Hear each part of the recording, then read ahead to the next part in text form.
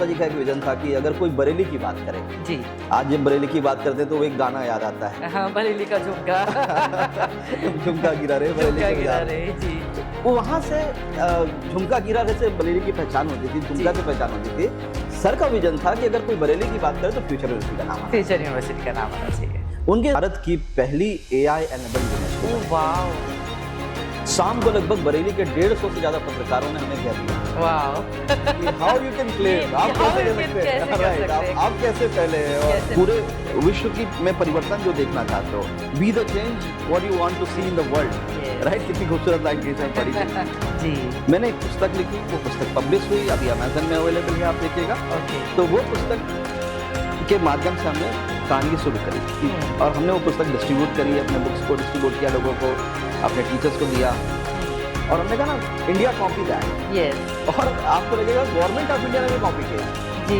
जियो ने कॉपी किया। जियो का भी AI फॉर एवरीवन का कोर्स चल रहा है। एयरटेल ने परप्लेक्सिटी के साथ में टाई अप करके फ्री में परप्लेक्सिटी का सब्सक्रिप्शन भी दे रही है। बाल समय रवि पक्षी लियो तब तीनों लोग भयो अंत्यारो। हनुमान जी को लगा कि यार ये आसमान में जो है कुछ एप्पल सा लग रहा है, भूख लगी थी जोर से, मम्मी ने शायद नाश्ता वास्ता बनाने में लेट किया, वो उड़ के गए और उन्हें खा लिया। School. I'm serving here since 2018 and to giving the society as an education and the good leader of the Bareilly. So 2002 से जब से हमारा स्कूल विद्या वर्ल्ड बना है, तब से हम एक स्टैंड ले रहे हैं सोसाइटी के लिए, एक आउटकम के लिए, और जिसका सभी को पता है कि आज के टाइम में विद्या वर्ल्ड एक एजुकेशन और एक स्पोर्ट्स में सभी को जाना जा रहा है। तो ये था मेरे बारे, thank you so much sir, ये था मेरे बारे में। तो आज हमारे साथ फ्यूचर यूनिवर्सिटी के vice chancellor professor doctor Pankaj Kumar Mishra ji हैं। Thank you so much sir, जो आज आपने हमारे साथ एक टाइम स्पेंड किया, और मैं आपके साथ एक बहुत छोटी मोटी बड़ी बातें करना चाहूँगी आज और आपका समय लेना चाहूँगी, क्योंकि आपने एजुकेशन को जो दिया है, फ्यूचर यूनिवर्सिटी को जो दिया है, मैं वो चेंजेस देख रही हूँ जो मैंने पिछले साल भर से पहले मैं वो नहीं देख पा रही थी। And I have seen the changes in the university, the future university. तो थैंक यू सर, आप प्लीज मुझे बताइए, क्योंकि मैं आपसे बहुत जानना चाहती हूँ, आपके बारे में सोचती हूँ, सुना है मैंने आपके बारे में बहुत कि पंकज सर ने यूनिवर्सिटी को बहुत एक आगे लेकर गए हैं। तो मैं चाहती हूँ कि आप मुझे बताइए, जो मैंने सुना था फ्यूचर स्कूल है और उसको यूनिवर्सिटी में चेंज किया, तो ऐसा क्यों किया आपने? Why you have taken this step from the college to the university? And as we know there are a lot of challenges to become as a university from the college. Right. Thank you, Sayangita, for inviting me here. And it's really great to see the wonderful infrastructure what the Vidya World School has made for the students, right? And जो growth story आपने बताई कि लगभग 2 दशकों से आप स्कूली शिक्षा को दे रहे हैं, और स्कूल की अगर संख्या पूरे बरेली में बात किया जाए तो मुझे लगता है बरेली जोन में more than 1000 number of schools are there, और 1000 स्कूलों में विद्या वर्ल्ड स्कूल एक अलग से ध्रुव तारे की तरह चमकता हुआ सितारा के रूप में उभर के आ रहा है। इसके लिए आपकी जो मेहनत है, शिद्दत है, उसको प्रणाम है, नमन है, और बहुत अच्छा आप लोगों ने काम किया। Thank you sir. और जैसा मैंने अपने फ्यूचर यूनिवर्सिटी के बारे में आपने मुझसे क्वेश्चन पूछा, उस पर मैं अभी आऊँगा। और आपका पहला प्रश्न था कि फ्यूचर कॉलेज के रूप में हम जाने जाते थे, फ्यूचर ग्रुप ऑफ इंस्टीट्यूशन के रूप में। अगर आप रेलवे स्टेशन में किसी से पूछते हैं कि भैया फ्यूचर यूनिवर्सिटी जाना है, तो वो नहीं समझता, वो कहता है फ्यूचर कॉलेज। हाँ, वो तुरंत समझता है, वो समझ जाता है। अच्छा, फ्यूचर कॉलेज जाना है। तो हमारी पहचान जो थी फ्यूचर कॉलेज के रूप में थी, फ्यूचर ग्रुप ऑफ इंस्टीट्यूशन के रूप में more formally we are known. But future university बनने का जो सपना था, लगभग 15 साल की जो उम्र होती है किसी इंसान की, किसी संस्था की, और 16वें साल में जब आप प्रवेश करते रहते हैं, एक अल्हड़ जवानी जो होती है, मन में एक उमंगे लाती हैं, बड़ा विश्वास होता है कि हमें कुछ और करना है। ऐसा ही कुछ विचार हमारे मैनेजमेंट के अंदर था, और उन्होंने सोचा कि हम क्यों ना एक यूनिवर्सिटी के रूप में अपने आप को तब्दील करें। इस बीच में राष्ट्रीय शिक्षा नीति की जो संकल्पना की गई, एक नई शिक्षा नीति के रूप में जिसको लेकर के आया गया और बाद में उसको पारित किया गया, संविधान में लेकर के आए, संसद से पास हुआ NEP 2020 के रूप में। Yes. उनका भी विजन था। तो वैसे भी NEP का यही कहना है कि वो जो चेंजेस हम फिजिक्स, केमिस्ट्री, मैथ पढ़ते थे, now the students are having lot of opportunities. तो जब फाइनल आउटकम जो स्कूल का आता था कि you are more responsible towards making fundamental strong for the student, आप उनकी अच्छी कैरेक्टर बिल्ड कर रहे थे, उनको स्पोर्ट्स में आगे लेकर के आ रहे थे। लेकिन जब आप हायर एजुकेशन में आते थे तो आप मुझसे क्वेश्चन पूछते थे आपकी प्लेसमेंट का record. Yes, you are true, you are. I mean more towards, कई बार ये होता था, कई बार मेरे अंदर फ्रस्ट्रेशन आता था कि we are not employment agency. Yes, why you are asking this question to me कि आपकी प्लेसमेंट कितनी है। हर स्कूल हमसे पूछता है, पेरेंट्स पूछता है कि 12th में बच्चों ने PCM लिया है, what is his future. But जैसे कि जनरली चीजें कॉलेज पर आ जाती है तो एवरी पेरेंट्स वांट कि ग्रेजुएशन के बाद प्लेसमेंट क्या है, उसकी जॉब क्या है, उसकी नौकरी क्या है, सभी से यही पूछा जाता है। तो अब बीच में एक तो क्या हुआ, नई शिक्षा नीति आई। नई शिक्षा नीति का सबसे बड़ा विजन था, या पुराने फ्यूचर ग्रुप ऑफ इंस्टीट्यूशन या फ्यूचर कॉलेज, या फ्यूचर को छोड़िए किसी भी कॉलेज के साथ सबसे बड़ी समस्या क्या थी कि वो किसी ना किसी यूनिवर्सिटी से एफिलिएटेड थे। यस। अब यूनिवर्सिटी से जब आप एफिलिएटेड होते हैं तो दो प्रकार की बंदिशें होती हैं। एक तो आपकी सीट की लिमिटेशन होती है, हाँ जी, कि इस कोर्स के लिए इतनी सीटें हैं, 60 सीटें हैं, 200 सीटें हैं, 40 सीटें हैं। दूसरी जो बंदिश होती है कि आपको, या रेस्ट्रिक्शन जिसे कहते हैं, दूसरी जो रेस्ट्रिक्शन होती है कि आपको एक कोई करिकुलम है जो सेट करिकुलम है वही पढ़ाना है।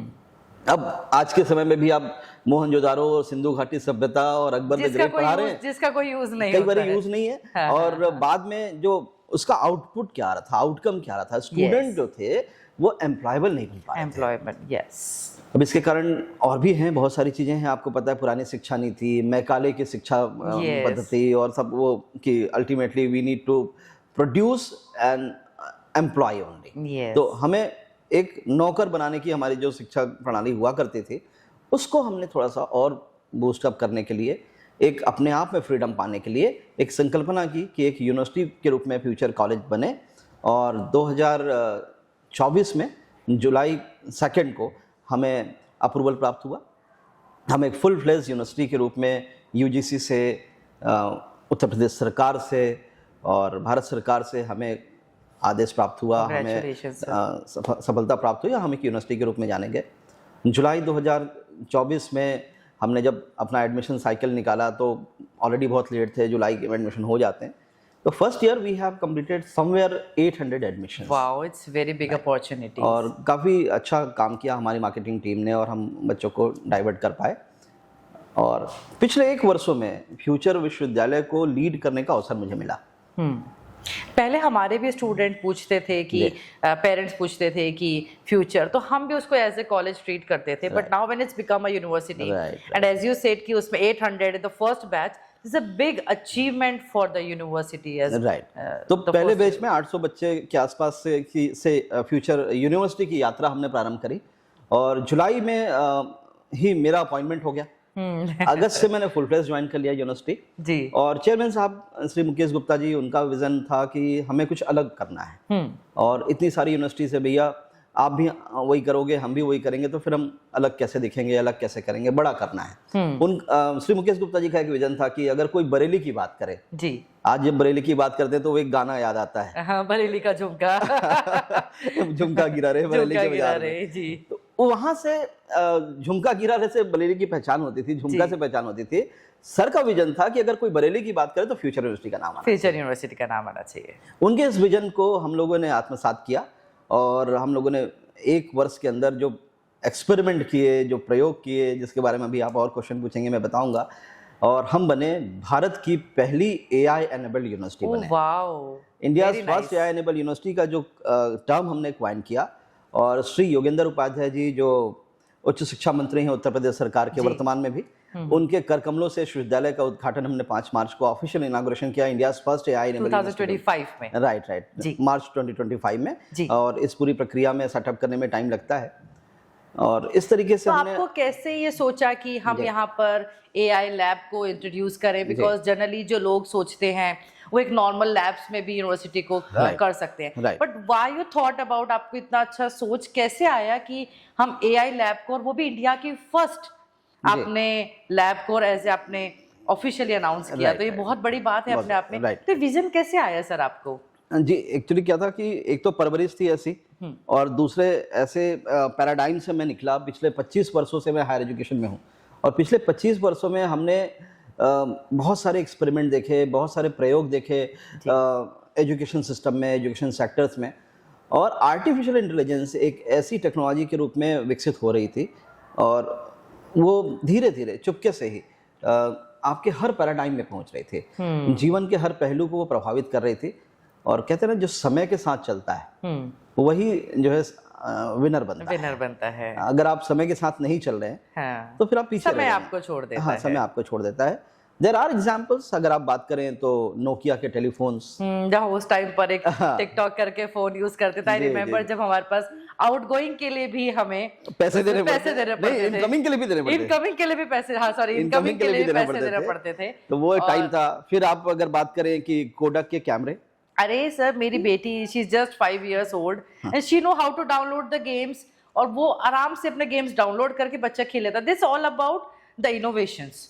अगर हम उस चीज को नहीं कैरी करते हैं तो somewhere we are lacking. Right. तो जैसा मैंने बताया कि बहुत सारे ऐसे एग्जाम्पल, जैसे कोडक का कैमरा, HMT की घड़ियां, नोकिया के फोन मार्केट से समय से बाहर हो गए। क्यों बाहर हो गए? क्योंकि वो समय के साथ नहीं चल पाए। हमारे साथ समस्या ये थी कि हमारा जन्म NEP 2020 के बाद हुआ था। जी, विश्वविद्यालय के रूप में हमारा जो एस्टैब्लिशमेंट है वो जुलाई 2024 में जब हुआ, तो हमने सोचा कि अगर कुछ नया नहीं करेंगे, कुछ अलग नहीं करेंगे, तो हम भी सर्वाइव नहीं कर पाएंगे।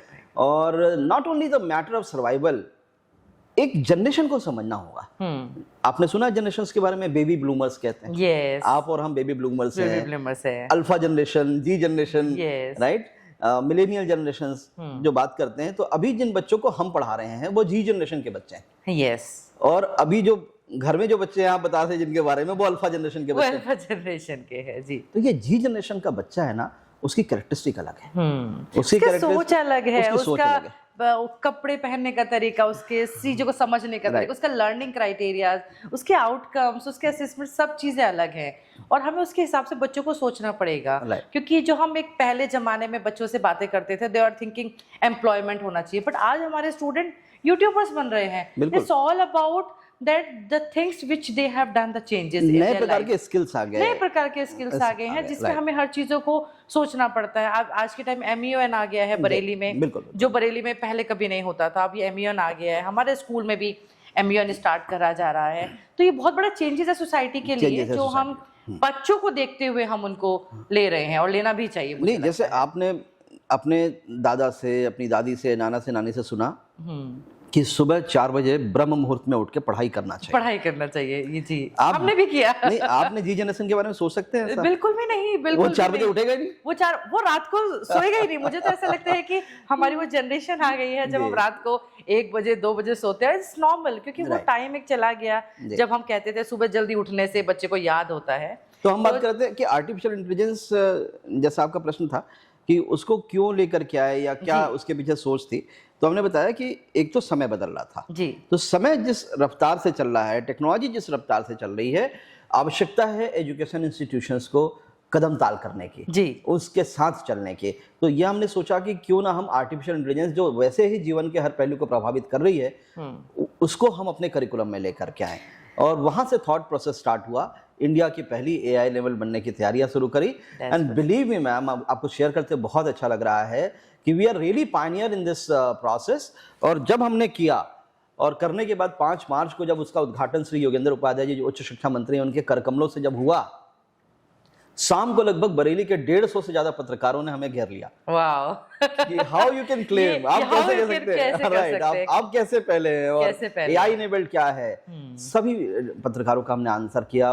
शानदार एक प्रेस कॉन्फ्रेंस करी, 150 से अधिक प्रिंट और इलेक्ट्रॉनिक मीडिया के पत्रकार बंधु थे वहां पर, सबको उत्तर दिया। और एक जो विश्वास उस दिन शाम को आया, वही विश्वास था कि we did it, yes, India copy that, yes. तो वो copy that का जो कॉन्फिडेंस आया, और यकीन मानिए, मैं नाम नहीं लूंगा क्योंकि ये ऑफिशियल पॉडकास्ट है आपका, तो उन यूनिवर्सिटीज का नाम नहीं लूंगा। अभी उत्तर प्रदेश में एक बड़ा एक ग्रुप है जिसने एक नई यूनिवर्सिटी बनाई है, उसने अपने आप को कहा कि हम AI इनेबल्ड यूनिवर्सिटी हैं। देहरादून की 2-3 विश्वविद्यालयों ने कहा कि हम AI इनेबल्ड यूनिवर्सिटी हैं। तो कोई बुराई नहीं है, अगर कोई हेल्दी प्रैक्टिस है, लोग उसे फॉलो कर रहे हैं तो अच्छा है। और हमने भी उसको इनिशिएटिव लिया। तो हमें गर्व है इस बात का कि हम देश की पहली विश्वविद्यालय बने जो आर्टिफिशियल इंटेलिजेंस को करिकुलम में इम्बाइब करके, नॉट ओनली करिकुलम में इम्बाइब किया, करिकुलम को इनोवेट किया, बट उसके आगे भी जा करके कंपलसरी कोर्सेज के रूप में आर्टिफिशियल के प्रोग्राम्स लेकर के आए, सब्जेक्ट्स लेकर के आए। We have the certification program, और एआई को लेवरेज करना बहुत इंपॉर्टेंट है। सो अभी सर आपने मुझे बताया कि आपका जो यूनिवर्सिटी है, हमारा यूनिवर्सिटी है फ्यूचर यूनिवर्सिटी, आप उसमें एआई लेकर आए। बहुत मुझे अच्छा लगा that India's first AI enabled lab आपने स्टैब्लिश किया। तो सबसे ज़्यादा हमें डिफ़िकल्टीज जो आती हैं वो हमें टीचिंग्स में आती हैं, वो हमें लर्निंग में आती हैं। जैसे कि मैं कहूँ कि मैं बहुत अच्छा पढ़ सकती हूँ बट मैं अच्छा पढ़ा नहीं सकती। हम भी डेली लाइफ में देखते हैं the students they are coming for the interview, they are PGs, they are M मतलब पोस्ट ग्रेजुएशन करके होते हैं, उनको पढ़ना तो आता है, बीकॉम एमकॉम कर सकते हैं, बट उसके बाद उनको पढ़ाने के लिए अगर मैं बोला जाता है कि आप इंग्लिश में 2 लाइन बोले without just hesitating for the 5 minutes, they are unable to do. So AI is the where जो हम daily use करते हैं, but आप उसको as a teaching में, as a learning tools में और as a campus में आपने उसको कैसे involve किया? क्योंकि ये बहुत बड़ा क्वेश्चन सभी का रहता है कि करना और कराने में बहुत फर्क रहता है। That's fantastic question. तो एक मैंने इस क्वेश्चन को आंसर देने से पहले किसी स्कूल में गया मैं ऐसे, तो उन्होंने बताया कि हमारे बच्चे सर बहुत स्मार्ट हैं जी। और वो क्या करते हैं कि हम असाइनमेंट देते हैं, होमवर्क देते हैं, और वो चैट जीपीटी से कॉपी करके वो असाइनमेंट ले आते हैं। चैट जीपीटी, डीप सीक, ये जो आजकल एआई टूल्स है। जी जी। Chat GPT more famous word है, yes. But kind of AI tools है, वो कॉपी Yes. करके ले आते हैं। ऐसा ये अनुभव मेरे को प्राप्त हुआ जब मैं इससे पहले असाइनमेंट में I was again pro vice chancellor to Glocal University, Saharanpur में एक यूनिवर्सिटी थी, वहाँ पर जब मैं था जी, तो हमने जब कहा लोगों से कि आप टेक्नोलॉजी का यूज करिए, एआई सीखिए, क्या सर क्या करें? क्या करें? बच्चे को कोई भी असाइनमेंट दीजिए, उठा के चैट जीपीटी से जमा कर देते हैं। जमा कर देते हम क्या करें? बच्चों के अंदर तो उत्साह था, शिक्षकों के अंदर निराशा थी। उस समय हमने एक इनिशिएटिव लिया कि आर्टिफिशियल इंटेलिजेंस एक टूल तो बढ़िया है, लेकिन उस टूल को जो जी जनरेशन है, जो टेक्नोलॉजी में स्मार्ट है, जैसे आपने बताया कि आपका बच्चा अपने आप ऐप डाउनलोड करता है, यस, और वो गेम खेलने लग जाता है, तो आपका बच्चा आपसे ज्यादा स्मार्ट है, यस, तो जी जनरेशन का बच्चा तो स्मार्ट होगा ही, बिल्कुल, उसे टेक्नोलॉजी चलाने में कोई प्रॉब्लम नहीं। लेकिन प्रॉब्लम किसको हो रही है? जो बेबी बूमर्स हैं, जो मिलेनियल जनरेशन के लोग हैं, आप और हम हैं, हमें प्रॉब्लम हो रही है क्योंकि हम टेक्नोलॉजी को उतना अच्छे से नहीं समझ पा रहे हैं। देन आई थॉट कि टीचर्स को पहले सिखाया जाए, तो सारे टीचर्स की ट्रेनिंग कराई गई, आर्टिफिशियल इंटेलिजेंस को कैसे लेवरेज करोगे, कैसे लेवरेज करेंगे, मतलब ऑलरेडी जो सीखा हुआ है उसको भी सिखाया गया। Right, very nice. तो open AI, chat GPT, Google Gemini, Claude, deep seek, ऐसे बहुत सारे प्लेटफॉर्म अवेलेबल थे, बट क्वेश्चन ये था कि मेरा टीचर उस लेवल पे नहीं तैयार था। जी जी जी जी। तो सबसे पहले हमने कहा कि यहीं से शुरुआत करते हैं, और उसके लिए भी मैंने, कई बार होता है ना कि पूरे विश्व की में परिवर्तन जो देखना चाहते हो, be the change what you want to see in the world, right? कितनी खूबसूरत लाइन कहीं से मैं पढ़ी थी। तो मैंने कहा यार सबसे पहले मैं शुरुआत करता हूँ। आई रोट अ बुक कि चैट जीपीटी को, एआई टूल्स को आप एकेडमिक्स में और रिसर्च में कैसे यूज करोगे। जी, मैंने एक पुस्तक लिखी, वो पुस्तक पब्लिश हुई, अभी अमेज़न में अवेलेबल है, आप देखिएगा। ओके। तो वो पुस्तक के माध्यम से हमने कहानी की शुरू करी और हमने वो पुस्तक डिस्ट्रीब्यूट करी, अपने बुक्स को डिस्ट्रीब्यूट किया, लोगों को, अपने टीचर्स को दिया, टीचर्स ने पढ़ा उस बुक्स को, टीचर्स की रिग्रेस ट्रेनिंग कराई गई। और उसके बाद भी कई बार एक तो होता है ना यूजर और एक होता है डेवलपर। हाँ, तो चैट जीपीटी और इन सब चीज़ों के यूजर्स तो बहुत सारे हो गए, उस लेवल पे थॉट लेकर के आने के लिए कुछ स्पेशलिस्ट फैकल्टी हम लोगों ने हायर किए, जो गुड़गांव से थे, दिल्ली से थे, बैंगलोर से थे, जो एआई पे उनकी एक्सपर्टाइज थी, जो एआई को पढ़ा सकें बच्चों को। एप्लीकेशन लेवल पे तो कोई भी कर रहा है, बट उसको डेवलपमेंट लेवल पर आपके कहने का मतलब है जो आपकी फैकल्टीज थी that you have not taken from the localites, you hire from the outside. कुछ टीचर हमने बात कराए, कुछ को हमने अंदर से भी बिल्ड किया। हमने देखा कि भाई इनके अंदर कैपेबिलिटीज है।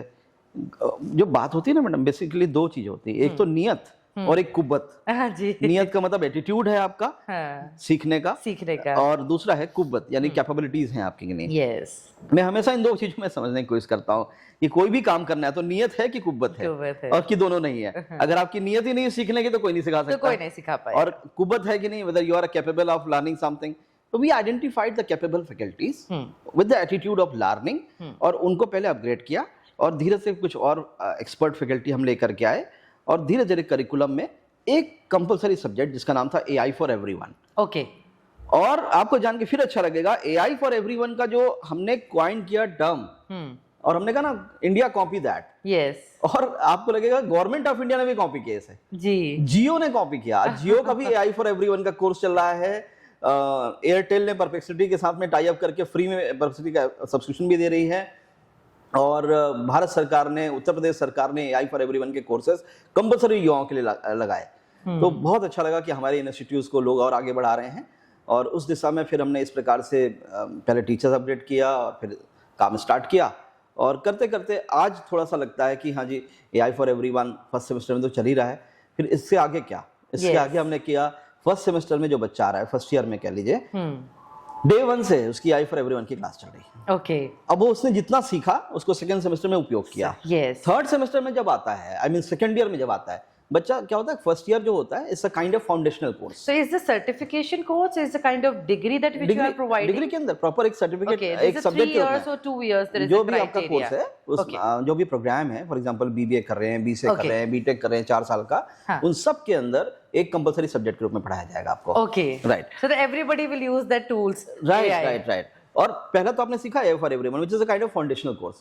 फिर हम थर्ड सेमेस्टर में, यानी जब सेकंड ईयर में आते हो, सेकंड ईयर इज प्लेटफॉर्म जहां पर आप अपने कोर पे थोड़ा फोकस करते हो। जैसे आप फॉर एग्जांपल LLB के स्टूडेंट हो आप, तो आप ज्यूरिसडिक्शन पढ़ोगे, Yes. ज्यूरिसडिक्शन में जाओगे। आप BBA MBA के बच्चे हो तो आप क्या करोगे, आप मैनेजर बनोगे। Manager आप B फार्मा कर रहे Computer line हो, में B जाएंगे। फार्मा कर रहे हो, Yes. आप क्या बनोगे, फार्मासिस्ट बनोगे। Pharmacist बनेंगे। हमने एक कोर्स लॉन्च किया AI for domain. Okay. Domain का मतलब क्या था, AI for pharmacist, Okay. AI So you have just AI for categorized- manager. You have categorized the things accordingly. AI for manager, AI for jurisdictions, हाँ. AI for jurisdictions, then AI for media, AI for Ayurveda, Okay. ऐसे बहुत So, हर सारे field में range means आपका बच्चा उसको use करे, उससे अपनी अपनी सक्सीड कोर को ज्यादा समझे। Yes, उसको राइट core क्योंकि 1000 नंबर आप बुक्स को पढ़ने से कई बार आप क्या होता है कि AI को अगर लेवरेज करना ठीक से सीख गए तो आप ज्यादा लर्निंग कर सकते हैं। Yes. AI is not something कि आपने होमवर्क मिला और उसको कॉपी पेस्ट कर लिया। AI is more towards learning. और अभी जो रिसेंट सर्वे हो रहे हैं, रिसर्च हो रहे हैं, क्योंकि अभी आर्टिफिशियल इंटेलिजेंस को एजुकेशन में इनिशिएट किया गया, हर जैसे हमने इनिशिएट किया ऐसे बहुत सारे लोगों ने किया। और रिसर्च कह रही है कि 84% सक्सेस रेशियो है AI को अगर आप इन्फ्यूज कर रहे हैं करिकुलम में। और बच्चे की लर्निंग जो कैपेबिलिटीज है वो बहुत बूस्ट हो रही है। बहुत बूस्ट हो रही है। हाँ, कि मतलब क्या होता है ना, कई क्वेश्चन हैं जो क्लासरूम में बच्चा नहीं पूछ पा रहा है, yes yes yes. Due to the peer pressure, due to the hesitation और ड्यू टू टीचर का और यही खौफ। सर मेरा नेक्स्ट क्वेश्चन आपसे यही था कि मैं आपसे यही पूछ रही थी, क्योंकि हम AI सीख तो रहे हैं, जी, सिखा भी रहा है, और मैं आपसे यही पूछने वाली थी कि हमें चैलेंजेस भी बहुत आते चैलेंज हैं, बहुत है। और ये चैलेंजेस एक 0 लेवल से लेकर और जी, एक जी। हायर अथॉरिटी हम फेस करते हैं, जी, जिसमें बच्चा, एक छोटा बच्चा, उसको ये नहीं पता है, जैसे आपने अभी कहा कि बच्चा क्लासरूम में वो चीजें पूछ नहीं पाता है, और वो घर पर जाता है, वो AI के थ्रू उस टूल को यूज करते हैं बच्चे, और उसका आंसर मिल पाता है। तो somewhere that a student is also getting pressurized That's right. from the society, and there is a something good for the society कि हम उसको यूज करके और हम चीज़ों को सॉल्यूशलाइज कर सकते हैं, उसको सॉल्यूशन करके उसकी चीज़ों को अच्छा बेहतर बना सकते हैं। तो मैं आपसे ये पूछना चाहती हूँ सर कि हमने टीचिंग कराया, अभी मैंने आपसे पूछा है कि आपने AI लेकर आए, लेकिन सबसे बड़ी मेन चीज़ें होती है, हर चीज़ के प्रॉज एंड कॉन्स होते हैं। बिल्कुल बिल्कुल। आपने AI लेकर आए तो आपने फिर बहुत सारे चैलेंजेस फेस करना पड़ रहा होगा, बिकॉज अभी आपने रिसेंटली स्टार्ट किया है, so you are going with first batch first year, तो सेकेंड ईयर में वो चीज़ें होंगी जो फर्स्ट बैच के लिए बहुत डिफिकल्टीज होंगी, उनको समझाना और उन चीज़ों को अडॉप्ट करना। तो challenges somewhere it's required also and somewhere is a positive impact for the society। तो क्या क्या challenges सर आपने फेस किया, जैसे कि अभी आपने कहा कि challenges हमें ये आए हैं, तो क्या क्या challenges आते हैं जनरली स्टूडेंट को, क्योंकि उनकी लाइफ में सिर्फ स्टडी ही बहुत मैटर करता है। जी बिल्कुल बिल्कुल। तो आप बताइए सर। मतलब बेसिकली तो छोटी मोटी डिफिकल्टीज थी जिसको हमने चैलेंजेस का नाम भी नहीं देना चाहा। समस्याएं तो थी, बट एजुकेशन सिस्टम में एक आमूलचूल परिवर्तन हो रहा है पूरे देश व्यापी स्तर पर। राष्ट्रीय शिक्षा नीति एक अपने तरफ है जिसके क्रियान्वयन के लिए, जिसके इम्प्लीमेंटेशन के लिए भारत सरकारें, केंद्र सरकारें, राज्य सरकार और उच्च शिक्षा मंत्रालय, स्कूल की सारी जो बोर्ड्स है, CBSE है, ICC बोर्ड्स हैं, सब प्रयास कर रहे हैं। कि कुछ नया हो, कुछ अच्छा हो, कुछ एजुकेशन सिस्टम हमारे बहुत बढ़िया हो जाए। लेकिन पूरे एजुकेशन सिस्टम में अगर आप सबसे बड़े चैलेंज की बात करते हैं, एआई का चैलेंज तो उतना बड़ा नहीं है, सबसे बड़ा जो चैलेंज था वो था जो जिज्ञासा थी, बच्चे की जो क्यूरियोसिटी थी, उसे हम दफन कर देते थे कई बार, yes due to the challenges in the capabilities. में भी एक स्कूल है जहाँ 30 बच्चों का एक बैच है, आपका बहुत अच्छा स्कूल है, हो सकता है आपका SFR student to faculty ratio is 30, is 40, कहीं 40 है, कहीं 60, कहीं 100 भी है, कहीं 100 भी है, कहीं जी 100 जी भी है। जी। तो आप कल्पना करिए 100 बच्चे क्लासरूम में बैठे हैं, एक टीचर पढ़ा रहा है। क्या पढ़ पा रहे होंगे? आप मुझे बताइए कि क्या सारे बच्चों की हाँ। मानसिक स्थिति, Yes.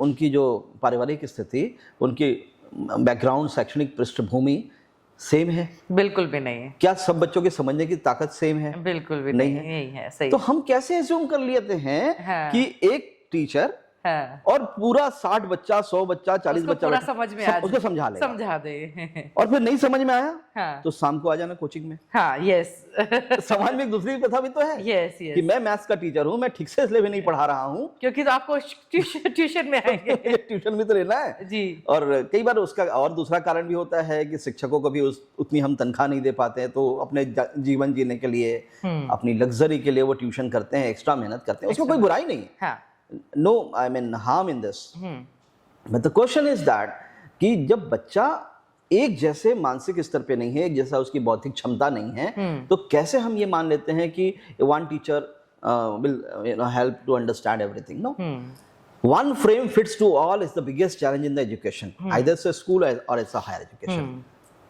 यहाँ पे अगर आर्टिफिशियल इंटेलिजेंस ले आए, शानदार रिजल्ट आएंगे आपको। ओके, बच्चा जो है, जिज्ञासा जब होती है उसके अंदर, तो उस जिज्ञासा को कई बार हम दफन कर देते हैं। उदाहरण के लिए उसने क्वेश्चन पूछा कि सर वो tan square theta equal to क्या होता है, ऐसा वो घबराते हुए तो क्वेश्चन पूछ रहा है पूछ पहले, रहा है, जी जी। और आपने कहा 10th में कितने परसेंट आए थे तुम्हारे? हाँ, वो नहीं पता है। तो उसने कहा जी जी जी जी 85% आए थे, समथिंग उसने कहा। हाँ। तो आपने कहा 85% आए थे तुम्हें, नालायक, तुम्हें ट्रिग्नोमेट्री का एक सिंपल फार्मूला नहीं मालूम, हाँ, चले जाओ क्लास से, मुर्गा बन जाओ, खड़े हो जाओ वहां पर। भाई साहब, उसने कितनी हिम्मत करी थी एक प्रश्न पूछने के लिए, इतने सारे बच्चों के बीच में। आपने डांट लगाई, वो आज के बाद से क्वेश्चन नहीं पूछना क्वेश्चन नहीं क्या। पूछेगा। और मैं कई बार जब टीचर होता हूँ स्कूल का, कॉलेज का, अपने यूनिवर्सिटी का, तो मुझे कई बार सफलता ये लगती है कि मेरी क्लास में पिन ड्रॉप साइलेंट रहता है boss. Yes, and we are proudly saying कि मेरी हाँ। क्लास में पिन ड्रॉप साइलेंस है, पिन ड्रॉप साइलेंस मेरी रहता क्लास में आवाज नहीं है, आवाज नहीं आती, आवाज नहीं आई, तो समवेयर इट इज रॉन्ग। आज के लर्निंग time हो में रही है क्या उसमें? लर्निंग नहीं हो Learning रही नहीं हो रही है, वो ना? सिर्फ वन साइडेड। हम अगर देखा जी। जाए तो हम सिर्फ एक बात कर रहे हैं, लेक्चर दे रहे हैं, हाँ। And that's all. नहीं, जब क्यों? तक आपका आप बताइए ना, कम्युनिकेशन नहीं हो रहा बोर्ड है, परीक्षा आ रही है अभी, हाँ। फरवरी में बोर्ड बच्चे स्ट्रेस लेते हाँ। हैं, ये बहुत डिप्रेशन में बच्चे चले जाते हैं कि बहुत 16-17 तारीख को बोर्ड परीक्षा आने वाली है। हाँ जी। तो पूरा स्कूल प्रशासन लगा हुआ है हाँ, कि बोर्ड का रिजल्ट, हम बोर्ड का रिजल्ट आएगा, बोर्ड की तैयारियां। क्यों बोर्ड की तैयारियां कर रहे हैं आप? Yes. Why we have only one examination? Yes. रोज एग्जाम दीजिए, रोज करिए, क्या एग्जाम दिक्कत होता की है। बात है? 9th में बच्चों ने एग्जाम हाँ। दिया, 10th में दिया, they'll give for the class 12, Right. But बच्चों में बहुत ही तरह का फियर भी आ जाता है उस अब यहाँ पे तरीके हम क्या कर रहे हैं, कैटेगराइज कर रहे हैं कि we have the challenges not only in the education system, but also we can see कि एक तो हमारा क्या था कि लर्निंग नहीं हो रही थी, बच्चों की जिज्ञासा को हमने दफन किया। जी। दूसरा जो असेसमेंट की प्रॉब्लम है वो भी है। असेसमेंट का मतलब आप समझें कि बच्चे ने जो पढ़ाई करी उसका आपने मूल्यांकन किया। तो उदाहरण के लिए आप अपने बच्चे को कोई एक खाना बनाना सिखाते हैं या कोई एक ट्रेड सिखाते हैं, कोई काम सिखाते हैं, तो उसकी परीक्षा तो उसी समय लेते हैं ना। I mean continuous evaluation Yes. Is more And this is NEP also emphasized that Right. we required a considerable assessment also of the then child. And term evaluation. अच्छा, दूसरी बात क्या है कि जिस सनातन की, जिस संस्कृति का मैं कहना चाहिए द्योतक हूँ, वहां पर जिज्ञासा को हमेशा पुरस्कृत किया गया, जी। उसे सम्मानित किया गया। बाल समय रवि भक्षी लियो तब तीनहु लोग भयो अंधियारो। हनुमान जी को लगा कि यार ये आसमान में जो है कुछ एप्पल सा लग रहा है, भूख लगी थी जोर से, मम्मी ने शायद नाश्ता वास्ता बनाने में लेट किया, वो उड़ के गए और उन्होंने खा लिया। और उसमें कहा गया कि बाल समय मतलब बचपन में, रवि भक्षी लियो मतलब सूर्य को उन्होंने निगल लिया, तो तीनों लोग भयो अंधियारो। उसके बाद देवी देवता ने रिक्वेस्ट करी, भैया ये एप्पल नहीं था, गलत खा गए हो, हाँ। हनुमान जी से बाहर निकालो। बाहर निकाला गया और उस समय हनुमान जी को एक आशीर्वाद प्राप्त हुआ कि ना तुम्हें अग्नि जला पाएगी, ना तुम्हें पानी डुबा पाएगी, ना तुम्हें हवा उड़ा पाएगी। उन्हें आशीर्वाद प्राप्त हुआ और उन्हें चिरंजीवी और अमृतों का आशीर्वाद प्राप्त हुआ।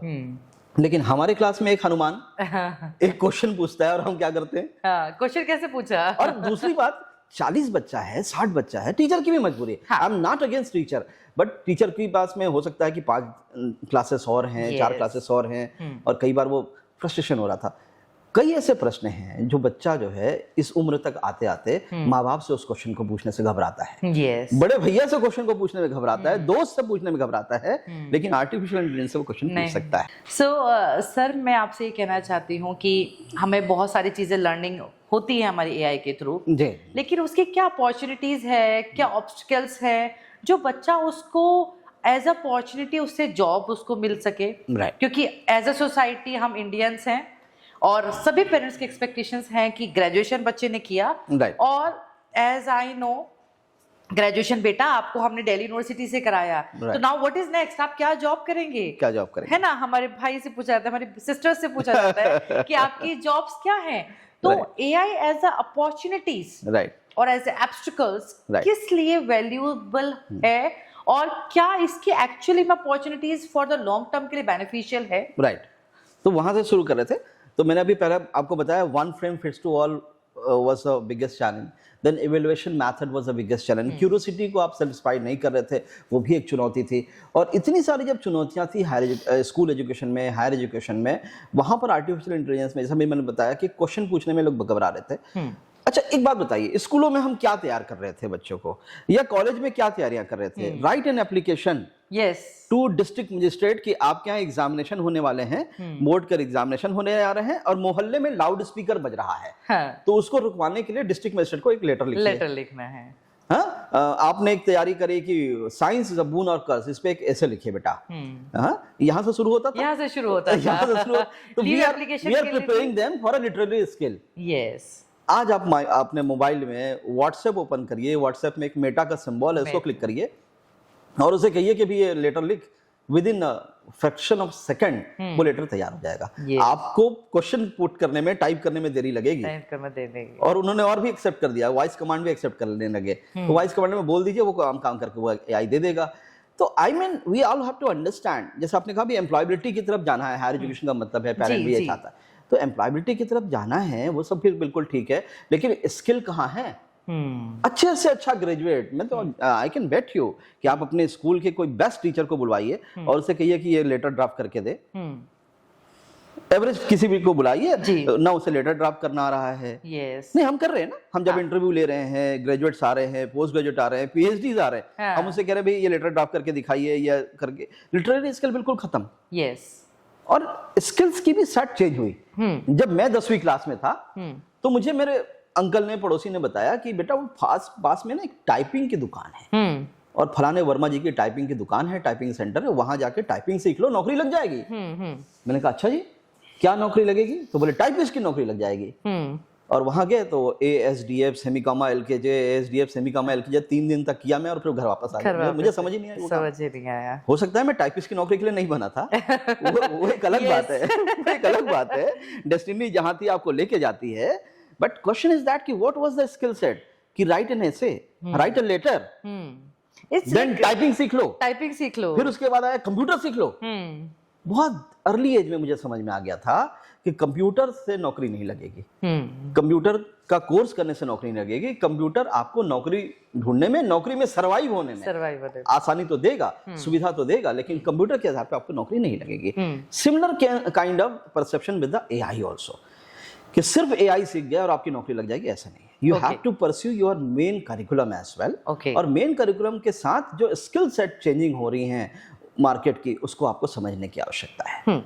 कोडिंग करते हैं, कई बार बीटेक का बच्चा सी प्रोग्रामिंग कर रहा है, कई बार 12वीं का बच्चा जावा प्रोग्रामिंग कर रहा है, HTML की कोडिंग कर रहा है। वो सारी कोडिंग आज के डेट में with in a fraction of second ये सारे AI टूल्स आपको करके देते हैं। तो अब आवश्यकता किस बात है कि एम्प्लॉयबिलिटी कब बढ़ेगी, भारत एम्प्लॉयबिलिटी के लेवल पे कब आएगा? क्यों हम एम्प्लॉयबिलिटी के बारे में सोचते हैं? रीजन था कि जो हमारी परवरिश थी, पढ़ो लिखो नौकरी करो, राइट? अच्छे से पढ़ाई लिखाई नहीं करोगे बेटा तो अच्छी नौकरी नहीं लगेगी। ये मैं अपने बच्चों को भी सिखाता हूँ, सिखाता था, और आप भी सिखाते हैं। हमने सोचा ही नहीं इसके बियॉन्ड, लेकिन अब जमाना बदल गया। आईआईटी से किए हुए बच्चे, आईआईटी से बीटेक करने, मतलब आईआईटी में कौन जाता है? क्रीम बच्चा जाता क्रीम है। बच्चा जाता है। वो क्रीम बच्चा, उसे पता नहीं कितने करोड़ का पैकेज मिल जाता है, मुश्किल से 6 महीने साल भर करने के बाद उसके अंदर फ्रस्ट्रेशन आ रहा है, वो छोड़ देता है। छोड़ देते हैं। और अच्छी अच्छी यूनिवर्सिटी से एमबीए करने के बाद लोग चाय की दुकान खोल ले रहे हैं। एमबीए चाय वाला MBA काफी चाय फेमस वाला, है। and proudly they are saying. Right. और एक इडली डोसा, आईडी का एक बहुत बड़ा एक बिजनेस स्टार्ट किया, इडली का बेटर बना के बेचने लग गए। तो नाउ डेज पढ़ो लिखो नौकरी करो की पैराडाइम से भी बाहर आने की आवश्यकता है। और वो कॉन्फिडेंस कब आएगा बच्चों के अंदर? जब उनके अंदर उस करिकुलम को सिर्फ रट के एग्जाम पास करना नहीं हो, उसको इस प्रकार का एक डेवलपमेंट आया, उसके अंदर ऐसा कॉन्फिडेंस आए कि बच्चा कहे कि यार मैं कुछ सीखना चाहता हूँ, मैं कुछ सीख रहा हूँ आज। राइट। जैसे किसी एक मूवी थी 3 इडियट्स में, कई बार बड़ा इंस्पायर्ड होता हूँ कि उसने कहा अपने कि सर ये बताइए कि आज हम जब क्लासरूम में गए तो हमने क्या सोचा कि आज बहुत मजा आएगा, आज कुछ नया सीखने को मिलेगा। ऐसा कुछ सोचा क्या हमने? नहीं सोचा। नहीं सोचा। हम तो जाकर के बस वो आज कोई चैप्टर है उसको पढ़ना है, उसके क्वेश्चन लगाने हैं और बस बात खत्म। तो I mean this is a high time to think upon this direction कि what are the skills required to learn. Right. Any secretary, मेरी ऑफिस में I am heading the future university as a vice chancellor, but आपको जान के आश्चर्य होगा एक secretary नहीं मेरे ऑफिस में। It's not due to the budget, it's due to the frequency. जिस फ्रीक्वेंसी में, जिस स्पीड से मैं काम करता हूँ, because you know money needs time. Yes. तो जो अभी हमारी बात हो रही थी कि नए स्किल सेट्स जो रिक्वायर्ड हैं अभी मार्केट को, उसको सीखने की आवश्यकता है। Whatever the program, whatever the course you are pursuing, मैं आपके इस यूट्यूब चैनल के माध्यम से आपके जो छात्र छात्राएं हैं, आपके जो बच्चे हैं, मेरे जो छात्र छात्राएं हैं जो मुझे देखेंगे कुछ समय के बाद, जब ये प्रसारित होगा, उनसे ये कहना चाहता हूं कि आज मार्केट की जो डिमांड है, आई मीन जो पाठ्यक्रम में आपने एडमिशन लिया है वो अच्छा है, उसमें कोई खराबी नहीं है। हर प्रोग्राम से, I mean it's a BBA, it's a good, it's a BCA, it's a fantastic, it's a BTech, it's also good. कोई ऐसा नहीं कि ये प्रोग्राम अच्छा हो गया, ये प्रोग्राम खराब हो गया। बीए इंग्लिश करने के बाद लोग कहते हैं बीए, आपको पता है ये समाज का सिस्टम कैसा था कि बहुत क्रीम बच्चा है तो फिर वो इंजीनियरिंग कर रहा है, बीए वाला में जा रहा है, तो बीए वाला बिल्कुल लास्ट में। आपको पता है बीए वाले की सैलरी ज्यादा है आज के डेट में। He is working very well in the as a content writer. Right. तो वो भी एक टाइम बदला, चीजों को समझने की आवश्यकता है। दूसरा एक पैराडाइम आपको मैं शिफ्ट करना चाहूंगा कि स्किल सेट्स क्यों चेंज हो रहे हैं? क्योंकि इंडस्ट्री बहुत स्पीड से चेंज हो रही है। अब आपके ऑफिस में एयर कंडीशन लगे हैं, आपको रिमोट की आवश्यकता है उसे ऑन करने के लिए। मेरी ऑफिस में जो एयर कंडीशन लगे हैं वो वाईफाई एनेबल्ड एयर कंडीशन है। मैं अपने ऑफिस पहुंचने से ठीक 5 मिनट पहले अपने मोबाइल में एक बटन दबाता हूँ कि मेरा ऑफिस का एसी चालू हो जाए, और मेरी ऑफिस की एसी ऑन हो जाती है। जितनी देर में मैं ऑफिस पहुंचता हूँ 5 मिनट में मेरा कमरा ठंडा हो गया। तो नाउ अडेज wifi enabled air conditions, now अडेज you will find Wi-Fi enabled microwave, Wi-Fi enabled washing machine, smart TV, it's Alexa, right. आप Alexa से कहते हैं switch on the light, right. आपके पास स्मार्टफोन है, स्मार्ट वॉच है, स्मार्ट टीवी है, everything you have is smart. But what about the syllabus? What about the curriculum? Right? और industry कितनी फास्ट तरीके से चल रही है। इंडस्ट्री अभी जो रिसेंट पैराडाइम है, इंडस्ट्री के जो वर्जन है, आपको जान के अच्छा लगेगा, इंडस्ट्री 5.0 कहते हैं। तो इंडस्ट्री 5वें पायदान पे है, इंडस्ट्री 5.0 पे है। क्या हमने सुना यूनिवर्सिटी 5.0, एजुकेशन 5.0 या 4.0? हमने नहीं सुना। क्यों? क्योंकि हम कदम ताल करके नहीं चल रहे हैं। उसका सबसे बड़ा कारण क्या था कि हमारी खुद की जो शिक्षा नीतियां, और उसके बाद हम खुद का रेजिस्टेंस कि अगर मान लीजिए नया करिकुलम आ गया तो इतने सालों से मैं जो मैथ्स पढ़ा रहा था, अब मुझे भी तो पढ़ना पड़ेगा, मुझे भी पढ़ना पड़ेगा। अभी तो तुम्हें को याद था वो। तो मेरा भी तो एक रेजिस्टेंस था। लेकिन उसका परिणाम क्या था? उसका परिणाम था बच्चा एम्प्लॉयबल नहीं होता था। ओनली 30-35% ग्रेजुएट्स वर एम्प्लॉयबल। और इसके लिए बहुत सारी योजनाएं भारत सरकार ने लेकर के आए, एनएसडीसी आई, नेशनल स्किल डेवलपमेंट कॉर्पोरेशन आए, स्किल पे बहुत ध्यान दिया गया। अभी अप्रेंटिसशिप और इंटर्नशिप को भी हम लोग अपने करिकुलम पे लेकर के आए। तो इस तरीके से मुझे लगता है कि बच्चों को सीखने की आवश्यकता है कि समय की डिमांड क्या है, इंडस्ट्री क्या चाह रही है। आपने अभी भी वो बीटेक इलेक्ट्रॉनिक्स का कोर्स कर रहे हो, सेमीकंडक्टर टेक्नोलॉजी के बारे में क्यों नहीं सोच रहे हो? Yes. Foxconn India has already started the operation in UP, Uttar Pradesh. 1700 crore के इन्वेस्टमेंट के बाद झेवर में, उत्तर प्रदेश में, जहां नोएडा इंटरनेशनल एयरपोर्ट बन रहा है, वहां पर सेमीकंडक्टर का एक प्लांट लग चुका है। यस, अब सोचिए, हमारा बच्चा अभी भी उस दिशा में अवेयर नहीं है। अवेयर नहीं है। तो ये सब चीजें हैं कि एक तो बच्चा अवेयर हो, मार्केट की डिमांड, मार्केट के स्किल सेट क्या है उसको समझे। और मैं इनवाइट करूंगा आपके बच्चों को किसी दिन हमारे कैंपस में आए, हम उनको बताएंगे कि what are the recent skill set जिस पे काम करने की आवश्यकता है। जी, सो सर आपने मुझे बहुत सारे, मैंने आपका टाइम लिया जी। तो मैं आपसे last but not the least Right. चीज़ों को कंक्लूड करना चाहूंगी because I have taken your too much time. Right. तो जनरली मेरे को, मैं एज ए टीचिंग मैंने समझ लिया, लर्निंग मैंने अपॉर्चुनिटीज आपने इतनी ज़्यादा बताई हैं कि एक्चुअली में this is very good. Right. लेकिन कहीं ना कहीं अभी भी हम ऐसे हैं जो अपॉर्चुनिटीज को अडॉप्ट करने के बाद भी चीज़ें एजुकेटर्स तक पहुंचाना, और as a leader, I am a leader, how to start with AI journey, because अभी हमने एक स्टार्ट किया हमारे स्कूल में एआई लैब, तो मैं उसको शुरू तो कर पाऊंगी, लेकिन एज अ लीडर मैं उसको कैसे, टीचर्स को कैसे एजुकेट कर पाऊंगी, कैसे उन चीज़ों को अकम्प्लिश कर पाऊंगी, because it's not easy, it's not a roses of birds.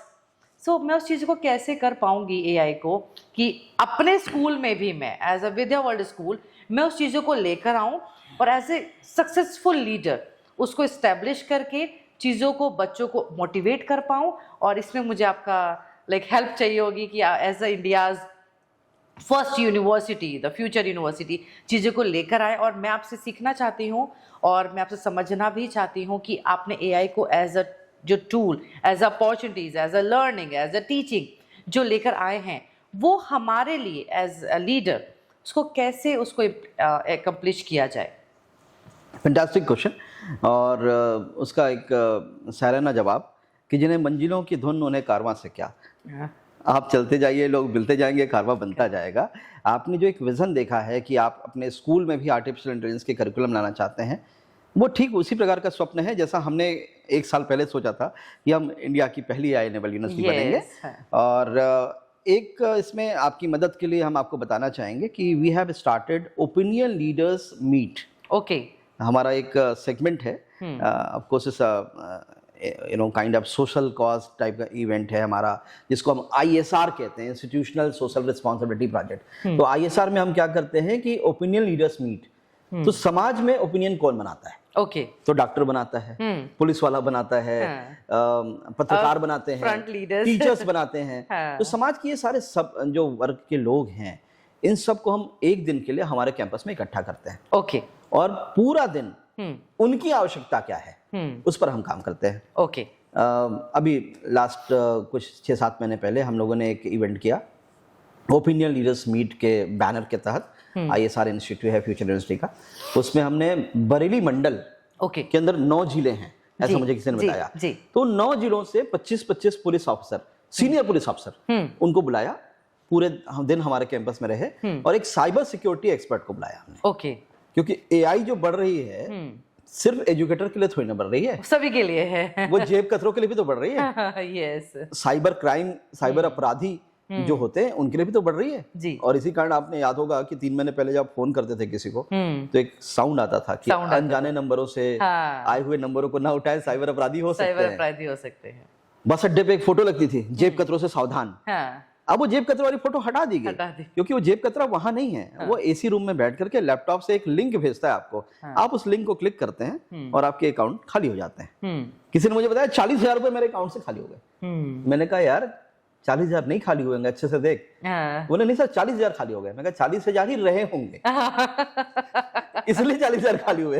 अगर 1 लाख होते तो 1 लाख भी खाली हो जाते। इतनी शानदार क्राइम आ चुकी है। व्हाट्सएप में कोई इमेज आया, उसको क्लिक करिए और आपका अकाउंट खाली हो जाएगा। इतना खतरनाक समय आ गया है। तो हमने पुलिस ऑफिसर्स को ट्रेनिंग दी, साइबर जो क्राइम है उसको कॉम्बैट कैसे करें, और साइबर क्राइम के लिए सिक्योरिंग डिजिटल फ्रंटियर्स। तो जो साइबर क्राइम पर जो लोग काम कर रहे हैं, जो पुलिस ऑफिसर्स हैं, जो फ्रंट रो लीडर्स हैं, साइबर क्राइम से निपटने, आपके साथ कोई एक घटना दुर्घटना हो जाए, 1930 डायल करते हैं, एक पुलिस ऑफिसर उठाता है। क्या वो पुलिस ऑफिसर साइबर क्राइम को समझता है? नहीं समझता। तो वो उसको हम लोगों ने समझाने के लिए एक फुल डे वर्कशॉप किया। ओके इसी श्रृंखला में भी हमारी योजना है कि मीडिया के जो बंधु हैं, पत्रकार हैं, उनको हम सिखाएं आर्टिफिशियल इंटेलिजेंस, उनको टीचर्स हैं उनको इट सिखाएं। मींस मतलब आप जो वर्क कर रहे हैं जी। Is not a society for the good people, Right. जो हमारे साथ चीजें गलत हो रही हैं उनको भी हम एआई Right. टूल्स के थ्रू हम उसको प्रोटेक्ट कर सकते हैं। Right. और जो चीजें 100% लेवल तक जाने की थी उसको हम शॉर्ट आउट करके 50-40%, जी। और मुझे लगता है आगे 10 सालों बाद एआई चलेगा तो 0% हो जाएगा। राइट, तो ओपिनियन लीडर्स मीट के तहत हम आपको जरूर एक दिन इनवाइट करेंगे और आपके सभी शिक्षकों को इनवाइट करेंगे Thank you. और उस दिन हम पूरा दिन बैठ करके इसी बात पे हम मंथन करेंगे। Thank you. और मंथन का नतीजा तो कई बार अच्छा ही होता अच्छा है। ही होता है, और मैं अमृत और विष दोनों चीजें बाहर निकलती हैं। तो बहुत अच्छा जो है उसमें इनिशिएटिव है हम लोगों का, जरूर आइएगा और उसमें हम काम करेंगे। उसके अलावा भी अगर आपको लगता है कि कहीं एक्सपर्ट की आवश्यकता है, कोई चीजें चाहिए, तो we are here to help you. Thank you so much, sir. And it's a lovely meeting you today. And मुझे बहुत अच्छा लगा, and जो मेरे मन में क्वेश्चंस थे, सवाल थे, वो अपने इस तरीके से beautifully you have given the answer. And it's not help for me, it's definitely help for the society, for your college, for other college, the universities, and from my school students, my school teachers and the others, because somewhere the teachers lead the society. मैं तो यही कहना चाहूँगी, leader is the one who is not going ahead, who is taking everyone ahead. So thank you so much, sir, and to give in your precious time. Thank you so much as the vice principal of Vidya World School. मैं sir का धन्यवाद करना चाहूँगी, इतना समय मुझे दिया और इन चीज़ों को जानने के लिए कि हम एआई टूल को अपने साथ कैसे यूज़ कर सकते हैं। और जल्दी ही with in 1 or 2 months we are also establishing the AI lab in the school, which is completely with the help of the Future University. I have taken a lot of guidance from him, and हम उसको use करते हुए चीज़ों को opportunities wise, learning wise, teaching wise, assessment wise चीज़ों को successful करेंगे। Thank you so much. Thank you ma'am, thank you so much. Thank you so much sir.